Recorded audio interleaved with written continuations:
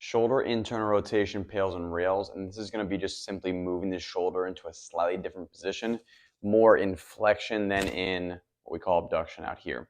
So I can do this pretty easily with like kind of in this combat stance here where I have my knee elevated and I simply take my hand down. This is obviously not the most comfortable position for most people to get into, so just simply sitting down, legs straight, knee up in some way, shape, or form is helpful. If let's say that's not even an option, you can also use any sort of chair or implement. So I can even use this bench right here, kind of the first thing I saw. Elbow can simply go up in front. And then from this position, I'm simply taking the hand down into internal rotation.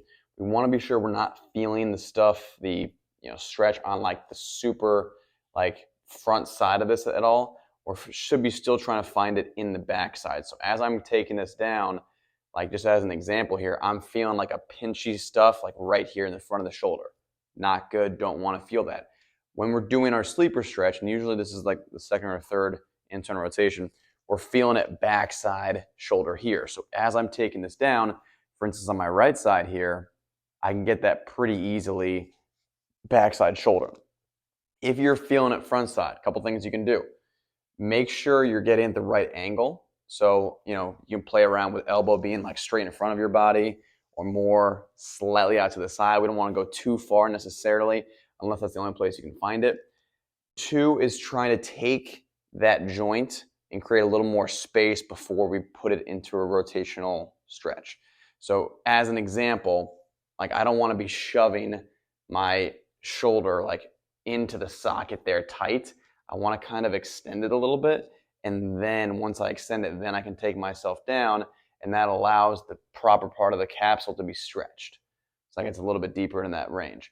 Once I'm here, the pails and rails should be pretty simple. So from this position, pails is going to be driving up into my hand here, again using backside shoulder, and then rails is going to be driving down into more internal rotation.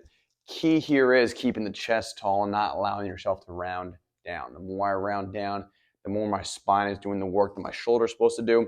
We also want to keep scap out of this as much as it's tempting to use it. So from here, I want to make sure that I'm not, like letting this guy really roll up here, that I'm keeping everything in a fixed position, driving up and driving back down in each direction. And as always, rule number one, no pain, just really hard, uncomfortable training.